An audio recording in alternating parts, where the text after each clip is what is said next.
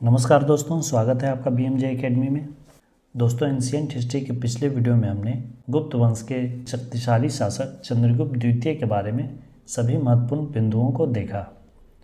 आज के इस वीडियो में हम चंद्रगुप्त द्वितीय के बाद गुप्त वंश के जो प्रमुख शासक रहे उनसे संबंधित सभी प्रमुख बिंदुओं को देखेंगे। तो आइए दोस्तों शुरू करते हैं। चंद्रगुप्त द्वितीय ने अपना उत्तराधिकारी कुमारगुप्त को बनाया। कुमारगुप्त 415 से 455 ईस्वी तक शासन किया। चंद्रगुप्त द्वितीय से प्राप्त पैतृक संपत्ति के रूप में उसे जो साम्राज्य मिला था, कुमारगुप्त ने उसे सुरक्षित रखा। नालंदा विश्वविद्यालय, जो कि प्रारंभ में एक बौद्ध विहार था, इसका निर्माण कुमारगुप्त ने ही करवाया था, जो आगे चलकर नालंदा विश्वविद्यालय के रूप में प्रसिद्ध हुआ। कुमारगुप्त के शासन के समय में ही हूनों का प्रथम आक्रमण हुआ था, जिसका सामना करने के लिए कुमारगुप्त ने अपने पुत्र युवराज स्कंदगुप्त को भेजा था, जिसने सफलतापूर्वक हूनों को पराजित किया। इसने महेंद्रादित्य की उपाधि धारण की थी। इसकी जानकारी कुमारगुप्त की एक मुद्रा में अश्वमेघ महेंद्रादित्य शब्द अंकित मिलता है। इससे स्पष्ट होता है कि इसने अश्वमेघ यज्ञ किया था और महेंद्रादित्य की उपाधि धारण की थी। कुमारगुप्त ने ही समय की माप के लिए जल घड़ी का निर्माण करवाया था। मंदसौर अभिलेख से कुमारगुप्त के शासन का वर्णन मिलता है। इसके अलावे बिलसाड़ अभिलेख और करमदंडा अभिलेख से भी कुमारगुप्त के शासनकाल की जानकारी मिलती है। गुप्तकालीन के सर्वाधिक अभिलेख कुमारगुप्त के शासनकाल से ही प्राप्त हुए हैं। कुमारगुप्त के सुव्यवस्थित शासन का वर्णन मंदसौर अभिलेख से ही मिलता है। कुमारगुप्त ने अपना उत्तराधिकारी अपने पुत्र स्कंदगुप्त को बनाया। अब आइए दोस्तों, कुमारगुप्त के उत्तराधिकारी स्कंदगुप्त के बारे में प्रमुख बिंदुओं को देखते हैं। स्कंदगुप्त ने 455 से 467 ईस्वी तक शासन किया। स्कंदगुप्त गुप्त वंश का अंतिम महान सम्राट था। इसके बाद के जो शासक आए वो उतने शक्तिशाली नहीं थे। स्कंदगुप्त ने हूनों को पराजित किया और खदेड़ भगाया। स्कंदगुप्त ने जब हूनों को पराजित किया था, उस समय हूनों के राजा खुशनवाज थे। इसका वर्णन भीतरी स्तंभ अभिलेख से मिलता है। जूनागढ़ अभिलेख से भी स्कंदगुप्त के विजय का वर्णन मिलता है। जूनागढ़ अभिलेख में ही हूनों को मलेच्छ कहा गया है। स्कंदगुप्त ने हूनों को पराजित करने के उपलक्ष्य में विक्रमादित्य की उपाधि धारण की थी। स्कंदगुप्त ने गिरनार पर्वत पर स्थित सुदर्शन झील का पुनरुद्धार करवाया था। इसकी जानकारी स्कंदगुप्त के जूनागढ़ अभिलेख से मिलती है। कौहम स्तंभ अभिलेख से स्कंदगुप्त के शासन व्यवस्था की जानकारी मिलती है। स्कंदगुप्त के कौहम अभिलेख से यह जानकारी मिलती है कि मद्र नामक एक व्यक्ति ने स्कंदगुप्त के ही शासनकाल में जैन तीर्थंकरों की 5 मूर्तियों की स्थापना करवाई थी। इसने शक्रोपम शक्रादित्य की उपाधि भी धारण की थी।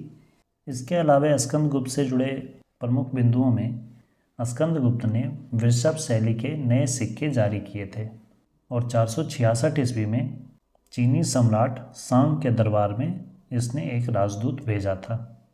स्कंदगुप्त गुप्त वंश का अंतिम शक्तिशाली शासक था। इसके बाद के शासक शक्तिशाली नहीं थे। स्कंदगुप्त के बाद के शासकों में पुरुगुप्त, नरसिंहगुप्त, कुमारगुप्त द्वितीय, बुद्धगुप्त, भानुगुप्त तथा विष्णुगुप्त प्रमुख थे। बुद्धगुप्त ने नालंदा महाविहार को बहुत सारा धन दान में दिया था और नरसिंहगुप्त ने हून शासक मिहिर कुल को पराजित किया था। स्कंदगुप्त के बाद के शासकों में भानुगुप्त के समय में, जो कि 510 ईस्वी में शासक था, इसके समय का एरन अभिलेख, जिसमें पहली बार किसी महिला के सती होने की जानकारी मिलती है, जो कि भानुगुप्त के काल की ही है।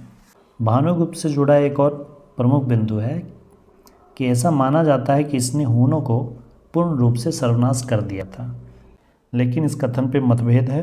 ऐसा किसी अभिलेख से जानकारी नहीं मिली है। इतिहासकारों में इस कथन को लेकर मतभेद है, क्योंकि गुप्त वंश के पतन के कारणों में एक प्रमुख कारण था हूनों का आक्रमण।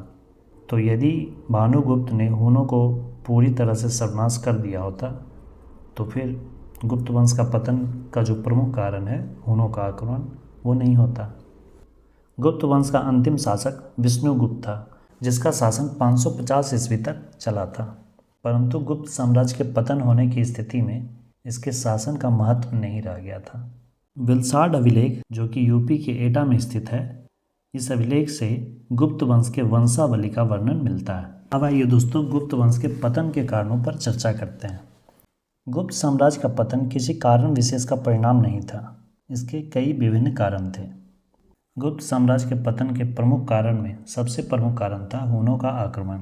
हुनों के लगातार आक्रमण के कारण भी स्कंदगुप्त के बाद के शासकों ने उनके आक्रमण के प्रति कोई ठोस योजना नहीं बनाई, जिससे साम्राज्य क्षेत्र धीरे धीरे घटता चला गया। दूसरा कारण माना जाता है अयोग्य तथा निर्बल उत्तराधिकारी। स्कंदगुप्त के बाद जो भी शासक आए वो अयोग्य तथा दुर्बल शासक थे। और साथ ही एक दूसरा बड़ा कारण था सामंती व्यवस्था, जिससे कि कई प्रांतीय शासकों का उदय हुआ, जिससे केंद्रीय शासन व्यवस्था काफ़ी कमज़ोर हो गई और आपसी फूट और संघर्ष के कारण सत्ता कमज़ोर होती चली गई। प्रांतीय क्षेत्रों में प्रशासन की सामंती व्यवस्था साम्राज्य की स्थिरता के लिए काफ़ी नुकसानदेह साबित हुई। जब तक केंद्रीय शासक शक्तिशाली थे तब तक प्रांतों के शासक उनके अधीन थे, परंतु जैसे ही केंद्रीय शक्ति निर्बल हुई, प्रांतीय शासक अपने आप को स्वतंत्र घोषित करते गए, जिसके फलस्वरूप गुप्त साम्राज्य का पतन होता चला गया। गुप्त साम्राज्य के पतन से संबंधित एक प्रमुख कथन है कि नगरों का क्रमिक पतन का शुरुआत गुप्त काल के पतन से ही प्रारंभ हुआ। इसके अलावा एक कारण और माना जाता है उत्तरवर्ती शासकों ने बौद्ध धर्म को अपनाया, जिसके कारण उन्होंने अहिंसा की नीति अपनाई, जिसके कारण साम्राज्य की सैन्य शक्ति काफ़ी कमज़ोर हो गई, जिसका परिणाम साम्राज्य के पतन के रूप में सामने आया। दोस्तों, ये थे गुप्त वंश के प्रवर्ती शासक और गुप्त साम्राज्य के पतन के प्रमुख कारण। मुझे उम्मीद है कि यह वीडियो आपके लिए हेल्पफुल हो। दोस्तों, आप लोग अपना फीडबैक ज़रूर कमेंट करें। गुप्त साम्राज्य के अगले वीडियो में हम गुप्तकालीन प्रशासन, गुप्तकालीन समाज तथा गुप्तकालीन अर्थव्यवस्था के बारे में पढ़ेंगे। दोस्तों, वीडियो कैसी लगी अपना फीडबैक ज़रूर कमेंट करें। वीडियो को अंत तक देखने के लिए धन्यवाद दोस्तों। मिलते हैं अगले वीडियो में इसके आगे के भाग के साथ। जय हिंद, वंदे मातरम।